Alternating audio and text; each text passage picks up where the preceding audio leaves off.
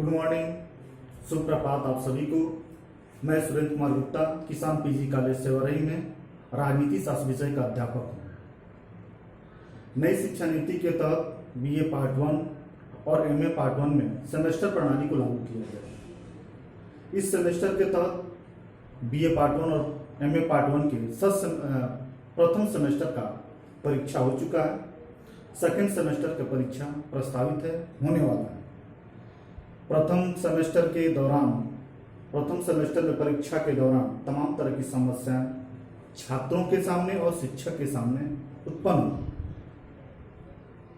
इन समस्याओं को थोड़ी सी जिक्र करने के बाद मैं सेकेंड सेमेस्टर की सिलेबस की चर्चा मैं आपके सामने करूंगा। सबसे पहली समस्या सेमेस्टर लागू होने से ये हुआ कि क्लास ऑफलाइन नहीं चल पाया है। दूसरी समस्या, नई सिलेबस के अकॉर्डिंग नई किताबें उपलब्ध नहीं हुई हैं, न तो मार्केट में और ना ही जो है विद्यालय के पुस्तकालय में। इन समस्याओं का सामना करते हुए प्रत्येक परीक्षार्थी और छात्र परीक्षा को लेकर हमेशा भय में बने हुए थे और किसी तरीके से फर्स्ट टर्म का पेपर उन्होंने दिया। इन समस्या का निदान सेकेंड टर्म के पेपर में भी नहीं हुआ है, आज भी वो समस्या बनी हुई है। इन समस्याओं के निदान के लिए हमने ये विकल्प के रूप में ये सोचा है कि आप तक आपके सिलेबस को डिस्कस करते हुए सिलेबस में जो टॉपिक हैं उन टॉपिकों पर वीडियोस बना के आप तक हम पहुंचा दें, ताकि आप फर्स्ट सेमेस्टर में जो दिक्कतों का सामना किए हैं उन दिक्कतों और उन परेशानियों से आप बच सकें। इस सेवा के लिए मात्र मैं आपसे यह अपेक्षा करता हूं, आप हमारे चैनल को सब्सक्राइब करेंगे, लाइक करेंगे और शेयर करेंगे। इस वीडियोस को आप शुरू से लेकर अंत तक देखिएगा, क्योंकि इस वीडियोस में मैं सबसे पहले सिलेबस की चर्चा करने जा रहा हूं। एमए फर्स्ट ईयर के सेमेस्टर 2 में जो पेपर है उसका नाम है मध्यकालीन और आधुनिक राजनीतिक विचारों का इतिहास। तो लिखते हैं, पेपर का नाम है, विषय का नाम है मध्यकालीन एवं आधुनिक राजनीतिक विचारों का इतिहास। देखिए, इस बात पे चर्चा करने से पहले एक चीज मैं स्पष्ट कर देना चाहता हूं कि हमें पढ़ने के लिए किताब मिल सकती हैं, अध्ययन सामग्री मिल सकती हैं, लेकिन हमको किस रणनीति से इसकी तैयारी करनी चाहिए यह तरकीब भी हमको सोचना चाहिए। तैयारी करते समय सबसे पहले हमें अपने पाठ्यक्रम के सिलेबस को विधिवत तरीके से अध्ययन करना चाहिए। बिना सिलेबस के अध्ययन किए, बिना सिलेबस के कंठस्थ किए आपकी जो जानकारी होगी वह ट्रांसपेरेंट नहीं होगी, वो बिल्कुल कंफ्यूजन वाली तैयारी होती है। जैसे ही आप सिलेबस कंठस्थ कर लेते हैं आपकी जानकारी ट्रांसपेरेंट हो जाती है, बिल्कुल सॉलिड हो जाती है और बिल्कुल पूरी कॉन्फिडेंस के साथ लगभग आधे % सिलेबस की तैयारी करने से आपकी पाठ्यक्रम आधा तैयार हो जाता है। और हम लोग गलती करते हैं अपने पढ़ने के दौरान, हम सिलेबस को देखते नहीं बल्कि किताबों को देखकर नोट्स बना लेते हैं, लेकिन उससे हमारी अध्ययन जो अधूरी रह जाती है। इसलिए सबसे पहले हमें अपने पेपर के जो सिलेबस है उनको 1 by 1 करके डिस्कस करें, उसको याद करें। देखिए, सिलेबस को अध्ययन करने से 2-3 फायदे आपके लिए हैं। चूंकि हमें फर्स्ट ईयर के सेकेंड सेमेस्टर में एक पेपर वाइवा का, मेरा अनुभव है कि वाइवा का पेपर जब भी एमए के स्तर पे होता है तो एग्जामिनर आपसे पेपर के नाम पूछते हैं। ये चारों पेपर सीरियल से बताइए। यदि आपने अपने पेपर को सिलेबस वाइज अध्ययन किया है तो निश्चित तौर से आप उनके प्रश्नों का जवाब आसानी तरीके से दे देंगे। मैंने देखा जब भी परीक्षक विद्यार्थी से पेपर के नाम को पूछते हैं तो 95% विद्यार्थी बताने में असमर्थ होते हैं, बहुत असहज अनुभव महसूस करते हैं। इन स्थितियों से बचने के लिए और परीक्षा के सामने एक अच्छा प्रदर्शन करने के लिए आपके लिए आवश्यक है कि आप अपने पेपर का नाम और उसकी सिलेबस को विधिवत तरीके से याद कर लीजिए। दूसरा फायदा इसका यह होगा कि आप जो है आपका जो पाठ्यक्रम है उसका तैयारी भी आधे से अधिक हो जाएगा। इन फायदों को देखते हुए सबसे पहले मैंने इसी वजह से आपके सिलेबस की चर्चा किया है, और जैसे मैं सिलेबस की पूरी चर्चा कर दूंगा उसके बाद न्यू वीडियोस में, अगले वीडियोस में आपके सिलेबस के हर टॉपिक का पूरी डिटेल में मैं वीडियोस बना के आपके पास आप तक पहुंचाने का मैं प्रयास करूंगा। देखिए इस क्रम में हम आगे बढ़ते हुए देख रहे हैं कि हमारा जो विषय है वह है मध्यकालीन आधुनिक राजनीतिक विचारों का इतिहास। राजनीतिक चिंतन के इतिहास में, चाहे इस पेपर में जो है मध्यकाल और आधुनिक विचारों का इतिहास दिया हुआ है। समय की दृष्टि से मध्यकाल और आधुनिक राजनीति किसको माना गया है यह आपको इस पेपर में नहीं दिया है, लेकिन सिलेबस की क्योंकि हम इस पेपर की डिस्कशन कर रहे हैं इस समय मैं इसको बता देना चाहता हूं कि राजनीतिक चिंतन के इतिहास में मध्यकाल का जो समय है इसको माना गया 476 ईस्वी से 1500 ईस्वी के बीच के समय को मध्यकालीन राजनीतिक चिंतन का इतिहास माना गया। आधुनिक राजनीतिक चिंतन का शुरुआत माना जाता है 1500 ईस्वी से लेकर अब तक का जो समय है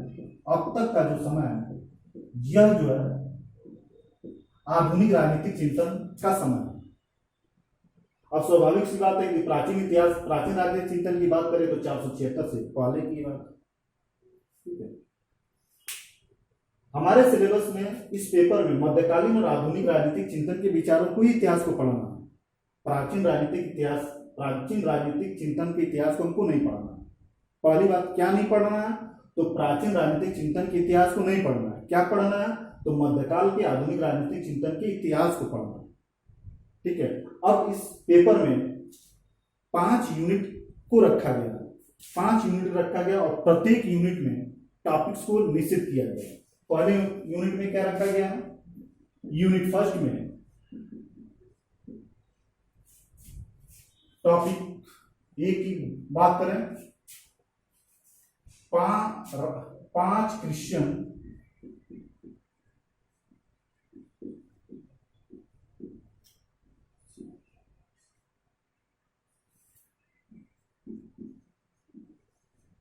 क्रिश्चियन राजनीतिक सिद्धांत।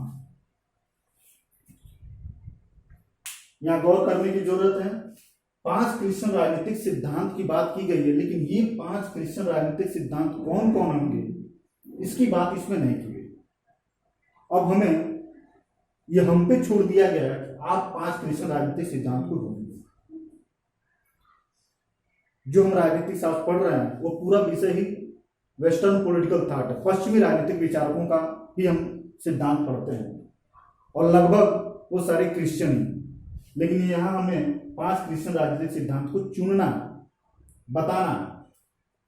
5 क्रिश्चियन राजनीतिक सिद्धांत को बताने के लिए हमें सबसे पहले किन बातों पर ध्यान देना चाहिए उसको जानना चाहिए। हमें ऐसे सिद्धांत को ढूंढना है, ऐसे विचारक को ढूंढना है जिनका उल्लेख सिलेबस में किया गया हो चाहे न किया गया हो, प्रश्न अनिवार्य रूप से बनते हैं। ठीक है, ऐसी स्थिति में प्लेटो और अरस्तु 2 ऐसे विचारक हैं जिनके जिक्र इसमें नहीं है, लेकिन उनसे क्वेश्चन आपके ऑब्जेक्टिव टाइप के भी क्वेश्चन में पूछे जाएंगे और लिखित टाइप के भी क्वेश्चन में पूछे जाएंगे। इसलिए हमने परीक्षा उपयोगी या परीक्षाओं को ध्यान में रखते हुए हमें 2 विचारकों के 5 सिद्धांतों को पढ़ने का निश्चय किया है, जिसमें पहला है प्लेटो का न्याय सिद्धांत, शिक्षा का सिद्धांत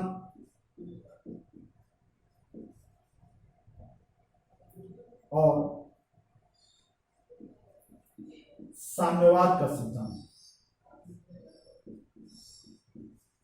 ठीक है, दूसरा है अरस्तु का सिद्धांत। अरस्तु का हम पढ़ेंगे नागरिकता का सिद्धांत,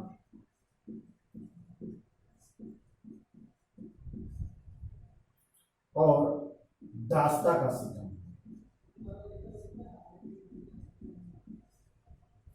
इस तरीके से 5 क्रिश्चियन राजनीतिक सिद्धांत की जो रिक्वायरमेंट है, जरूरत है, हमने प्लेटो और अरस्तु के 3 और 2 सिद्धांतों को मिलाकर 5 क्रिश्चियन राजनीतिक सिद्धांत का निर्माण कर लिया, और इसी को हमको पढ़ना है। और ये ऐसे टॉपिक हैं जो निश्चित तौर से आपको ऑब्जेक्टिव टाइप के क्वेश्चन में भी मिलेंगे, और जो 5 नंबर के क्वेश्चन लिखने के लिए आते हैं उसमें से भी इसमें मिलना ही मिलना। पूरी सिलेबस को जिक्र करने के बाद मैं बता दूंगा कहां से हमको 5 नंबर के क्वेश्चन को पढ़ना है और कहां से हमको ऑब्जेक्टिव टाइप क्वेश्चन को पढ़ना है। ठीक है। इसके बाद जो अगला टॉपिक है,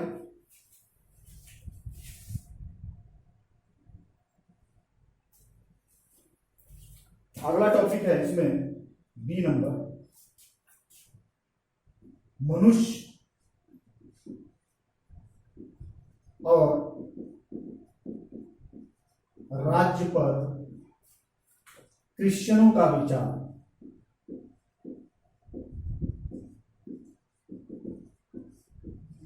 क्रिश्चियनों का विचार यह भी बहुत अधूरा टॉपिक मिला हुआ है। इसको पूरी करने की जिम्मेदारी हम लोगों के ऊपर है। मनुष्य और राज्य पर क्रिश्चियनों के विचार को देखने के लिए हमने Hobbs, Locke, Rousseau, Machiavelli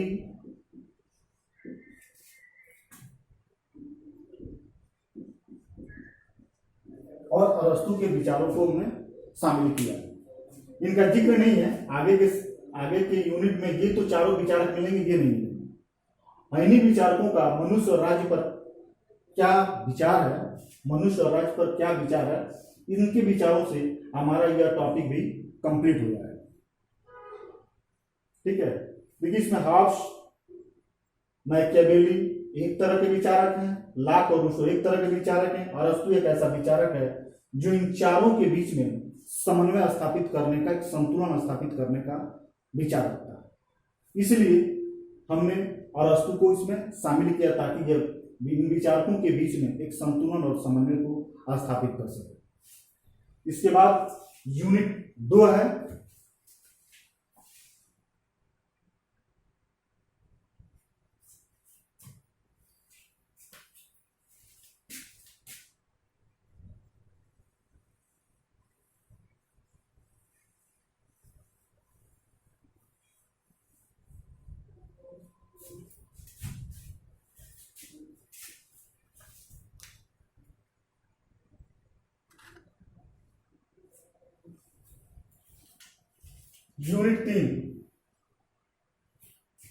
unit 3 में दिया है राजनीतिक सिद्धांत में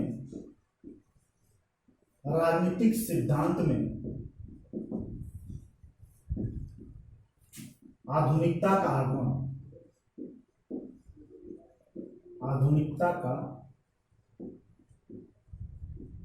आगमन। इस चीज को समझ लिया जाए। राजनीतिक सिद्धांत में कौन ऐसी बात आई जिसकी वजह से हम ये कहते हैं कि राजनीति शास्त्र में आधुनिकता का आगमन हो गया?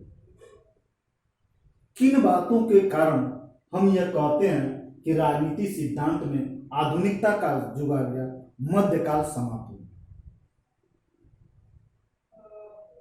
राजनीतिक चिंतन के इतिहास में आधुनिकता के आगमन का एक महत्वपूर्ण कारण यह है कि बुद्ध द्वारा जो संप्रभुता का सिद्धांत है और मैकियावेली द्वारा राजनीति को धर्म से अलग करने की जो बात है, यही बातें जो है आधुनिक राजनीतिक चिंतन को लाने में प्रमुख कारगर है। राजनीतिक सिद्धांत में आधुनिकता कैसे आया, यह मैकियावेली और बुद्ध के विचार है जो जिनको आपको पढ़ना भी है। इसी में जो है टॉपिक बी में हमको यही पढ़ना है, मैकियावेली को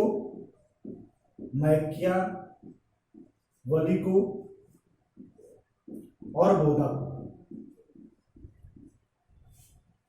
बोधा का संप्रभुता का सिद्धांत और मैकियावेली का राजनीति और धर्म से अलग करने का जो विचार है, यही दो बातें हैं जो राजनीति शास्त्र में मध्यकाल को अंत करता और आधुनिकता का प्रवेश कराता है। इसी वजह से इन दोनों विचारकों को भी नाम दिया है कि इन विचारकों को हमको पढ़ना है। आगे यूनिट 4 यूनिट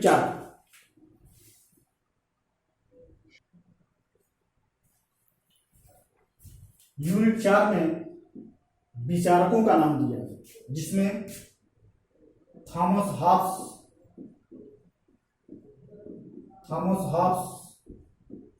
जॉन लॉक और जे रूसो।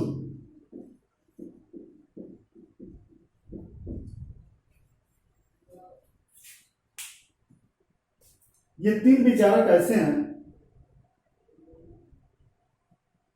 जिनको हम सामूहिक रूप से सामाजिक समझौते के सिद्धांत में पढ़ते हैं। सामाजिक समझौते का सिद्धांत जो राज्य की उत्पत्ति के संदर्भ में एक सिद्धांत है, इसको इन तीनों ने सामूहिक रूप से दिया, लेकिन यहां यूनिट 4 में थॉमस हॉब्स, जॉन लॉक और जे रूसो को अलग अलग विस्तार से हमको पढ़ना है। यहां न केवल इनके सिद्धांत बल्कि इनकी प्रारंभिक जीवन परिचय, इन सब की भी चर्चा हमको करनी है। ठीक है, अब हम चर्चा करते हैं यूनिट 5 की।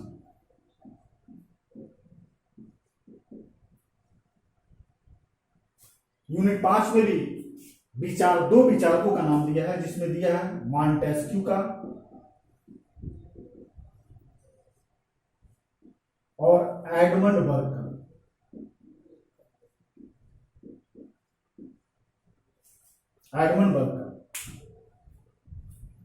ये दोनों विचारक अपने आप में बहुत महत्वपूर्ण हैं।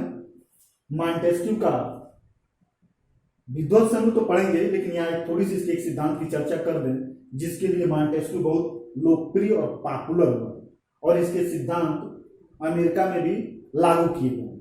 मॉन्टेस्क्यू का शक्ति पृथक्करण का सिद्धांत है मॉन्टेस्क्यू को राजनीतिक चिंतन के इतिहास में बहुत बड़ा पॉपुलर बना दिया। ठीक है, इसी प्रकार जो एडमंड बर्ग है, इसका अपना व्यक्तिगत कोई सिद्धांत नहीं, यह बहुत समय तक राजनीतिक जीवन जिया और अपने राजनीतिक जीवन के समय में ही यह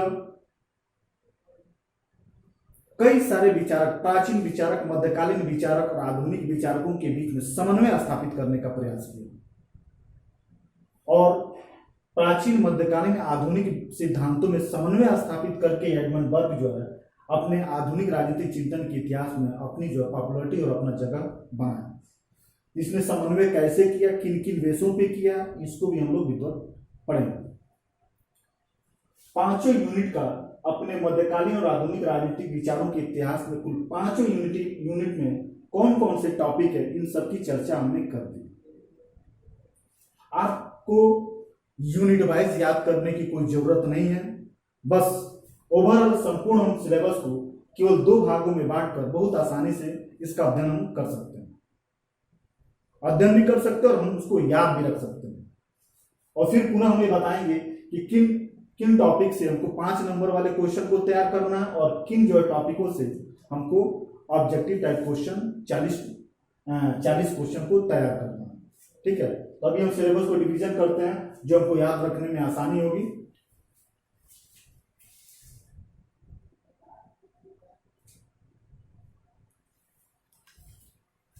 हमारे विषय का नाम मध्यकालीन और आधुनिक राजनीतिक विचारों का इतिहास है।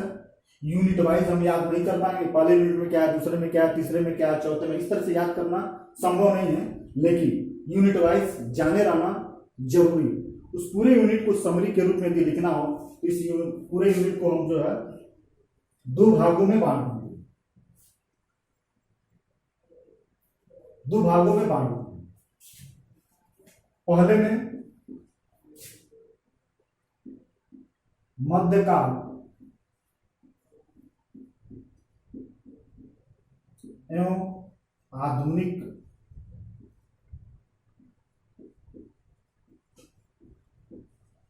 राजनीतिक चिंतन की विशेषता, मध्यकालीन आधुनिक राजनीतिक चिंतन की विशेषता को हमको तैयार करना है। ये पूरा हो गया। दूसरे, यहां हमको चिंतक को पढ़ना है।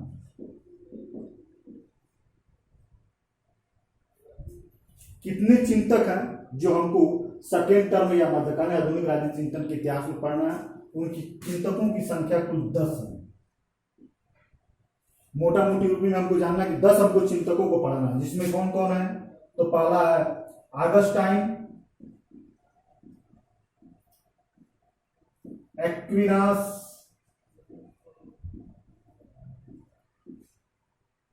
Marcello of Padua, Machiavelli, Bodin, Hobbes, Locke, Rousseau, Montesquieu, Edmund बर्ग।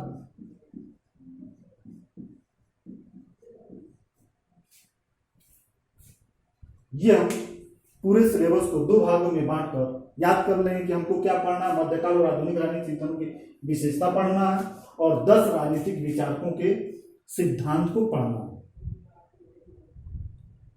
ठीक है, ये हमारा सिलेबस हो गया। अब हमें ये ध्यान देना है कि कहां से हमको जो है, क्योंकि हम अपने अध्ययन को और हम अपने लेक्चर को परीक्षा उपयोगी ही बनाएंगे। परीक्षाओं को ध्यान, जो परीक्षाओं की रिक्वायरमेंट है, परीक्षाओं की जो आवश्यकता है, उनको ध्यान में रख के हमको लेक्चर सेट करना है और टॉपिक को डिस्कस करना है। न कि बहुत पर कि जिस तरह किताब लिखी होती उस तरीके से हम लोग को नहीं पढ़ना। किताबों में एक एक विचारकों के बारे में 50-50 पेज लिखा हुआ है, 100 पेज लिखा हुआ है, लेकिन इस तरीके से हम लोग को नहीं पढ़ना। 50 पेज 100 पेज का कोई वो नहीं बनाना है, बहुत छोटे छोटे बनाना है, जिसमें मैं मान के चलता हूँ जिससे ऑगस्टाइन है तो ऑगस्टाइन के बारे में मुश्किल से हम लोगों को 10 से 15 मिनट में इसके सारे टॉपिकों को समेट लेना।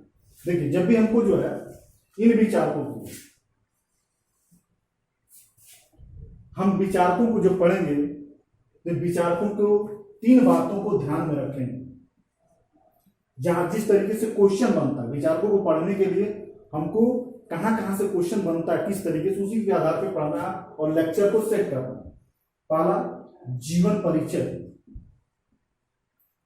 जीवन परिचय से जरूर क्वेश्चन आता है विचारकों से। जो दूसरा है, इनका सिद्धांत। और जो तीसरा हम लोग को लेक्चर का आधार होगा वह होगा इनका मूल्यांकन।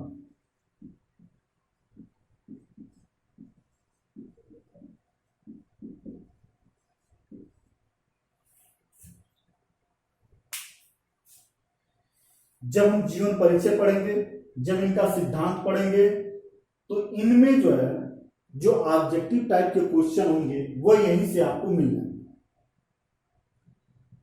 जो 5 नंबर के क्वेश्चन होंगे वह आपको यहां से मिलेंगे।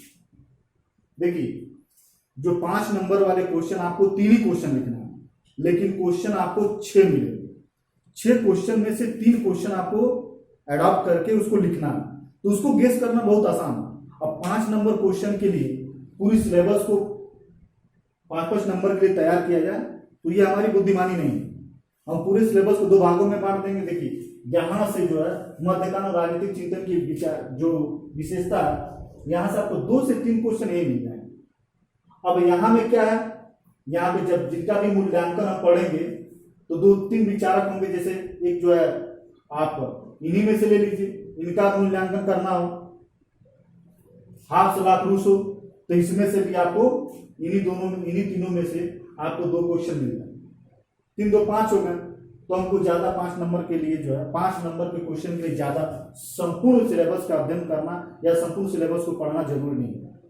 यदि हम 5-6 क्वेश्चन का सिलेक्ट करके उसको नोट्स बना लें, उसको लेक्चर में दे दें, तो विधिवत तरीके से हमको तैयार भी हो जाएगी। यदि संपूर्ण सिलेबस को, संपूर्ण पाठ्यक्रम को 5 नंबर की दृष्टि से, 15 नंबर की दृष्टि से 5-5 नंबर का क्वेश्चन तैयार किया जाए तो शायद हमारी तैयारी बहुत अच्छी नहीं हो।